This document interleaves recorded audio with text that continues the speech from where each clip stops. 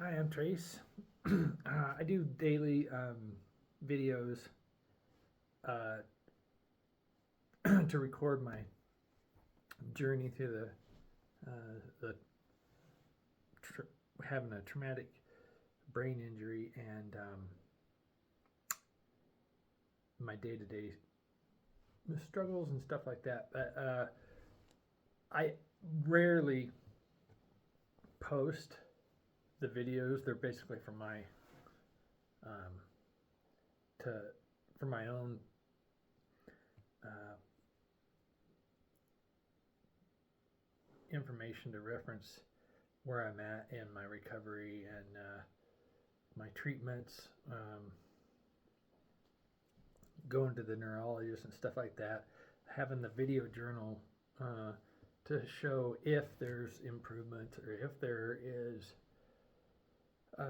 setbacks to kind of give me a basis of where I'm at. But the videos, after I make them, I watch them. I put them in a file on the cloud, but rarely do I post any of these videos. So the last one I posted was more than a year ago. I've I decided I was done going to the neurologist, and I was done going to the doctor. I was just kind of I felt like I was maintaining, not improving. Um, you know, uh, insurance pays for everything, but when you have an appointment that costs over $2,000 an hour, I don't I don't. It's great care. Uh, the neurologist is very smart. Um, they give me tools to help, but I don't like um, a profession in a specialized field that, in my opinion, almost preys off people with traumatic brain injuries. Yeah, it's not my money. Insurance is paying it, and they would continue to pay it. But it seems to me like if you are going to have a profession where you can charge $2,000 an hour, the customer, patient, should be seeing benefit and improvements. And in my case, uh, ever since the accident, I knew that I shouldn't be here, and every day is a bonus. So um, I was just maintaining, and I just felt, not that this is as good as it's going to get, but I I don't expect anymore. I don't expect a, a full recovery. I don't expect um, big gains and improvements. I'm just happy to still be alive and functioning. So I decided to stop going, and uh, you know that that big price tag per hour didn't sit well with me, and I'm very happy with the way things are going. I'm very happy with where I'm at. Um, I have periods where my speech is really slurred. Um, you know, I, they said I had a half a dozen strokes at least since October of last year, but I don't want any more strokes. But I never know if it's going to happen or when it's going to happen. So, and these expensive appointments didn't give me any answers as far as could it happen again or when it's going to happen again. So, anyways, I'm more focused on doing my work and my day to day stuff and taking care of people. And whatever arrives, I just take care of it. So that's all I want. That's all I want. I don't want to have a schedule where every week I'm seeing doctors, and it's just, I'm not going to say it's not worth it. It is worth it, but Um, I don't I don't want to. I don't want to do that. I'm happy just being at home. You have to kind of reinvent yourself and do different things that you can do well. So everybody knows that my fishing was a huge uh, part of my life. Well, when the accident happened and everything that I've gone through, I can't fish very well anymore. But it's no big deal. I just don't fish. You know, people come, our members, to fish here, and friends will say, "Hey, have you caught any fish lately?" and stuff. And I just have to tell them, "No, I'm too busy to fish, and I haven't been fishing." But the reality is, I can't fish very well anymore. I can't do things um, right-handed, right side of my body as well as I used to. And part of the daily exercises that I go through is working muscle memory on the left side of my body and left hand and stuff. Um, so things that I used to do in the past that I was good at or I enjoyed, like fishing, um, I just don't do anymore. And that's okay. It doesn't bother me one bit. Like I said, I've had to focus on things that I am good at, things that I can do, and things that give me a lot of satisfaction and fulfillment. And one of those is just doing tires, fixing flats, putting on new tires for people. It seems like a big, overwhelming job to them, but to me, it's fun. It's my entertainment. And since I have chronic insomnia, I only work at night, but that's because for some reason during the day I'm able to sleep. At 3 o'clock in the afternoon, I lay down and I go right to sleep. But I can't sleep at night like a normal person. Doctors want to medicate me. Oh, we got all these sleep medications. We can get you on a normal schedule. And I tell them I'm a drug addict. I'm in recovery. I've worked Narcotics Anonymous and I will not take any medications. Oh, no, this isn't mind altering or physical dependency. It's not. And I tell them it doesn't matter. I'm in recovery, and my recovery that I chose almost 24 years ago was to not use medications anymore. So that's where I'm at. Having chronic insomnia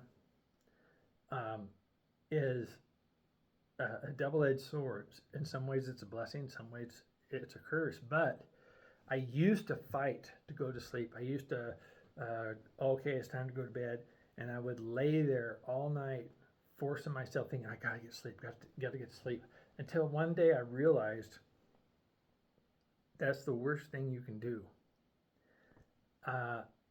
And I changed the way I lived. If I can't sleep, instead of laying there trying to relax and forcing myself to sleep, I get up and I go work. And that gives me more relief and more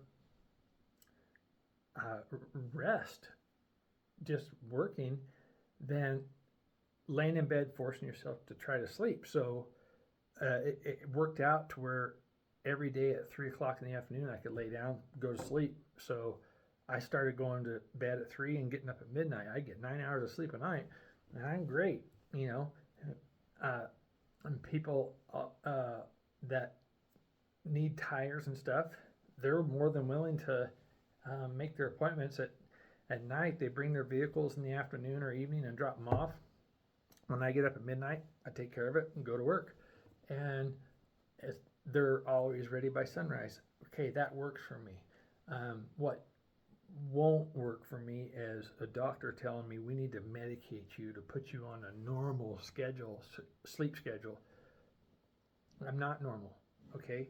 So that's where I'm at. I'm not going to the neurologist anymore. I'm not going to the doctors anymore. I'm just going to live my life. You never know when your last day is here. So we're gonna just go with it. I'm very happy. I'm very healthy. Like I say, there are days that I have pretty severe slurred speech. Uh, there's always a group interaction I cannot do because I cannot recognize people. I cannot recognize myself in the mirror. I cannot recognize my wife Sabrina. We had another family dinner get together in Loveland this past week, and I forced myself to go to those, but there were 9 family members there. Couldn't recognize any of them. So it's very uncomfortable and embarrassing. So I eat really fast and then I tell everybody, no disrespect, but I gotta leave. But everybody in my family understands. They're like, that's fine. You do what you gotta do. We're glad you came. But when friends and stuff ask me to go do stuff or come to their place or whatever, I have to tell them I'm so uncomfortable not being able to recognize people's faces that I just don't do it. And being in my own little environment here at home, doing my work and stuff is enough for me because the accident should have killed me, but it didn't. I'm still here, and I've learned to do what I have to do for me, and it works for me. So that's what I'm going to do.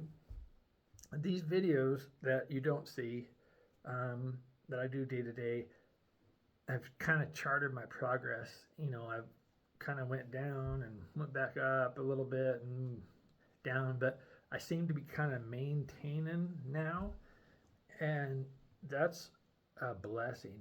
It's just like the Lord works in mysterious ways, and you have to think about if you've been through something that an accident that should have killed you.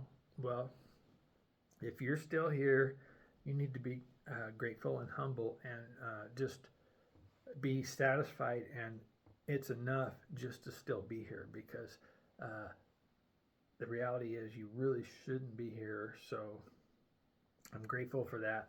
Thanks to the Lord. And talking to God and talking about religion, and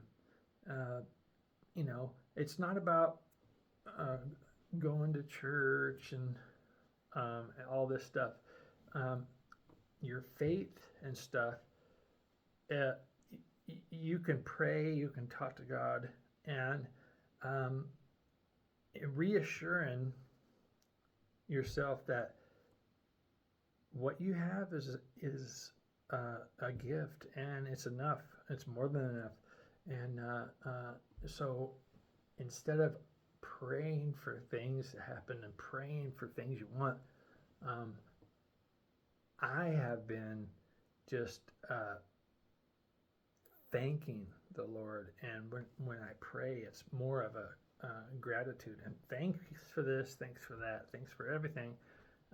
Not praying to want or praying to make something happen. That's, ever since my accident, that's not what my faith has been about. So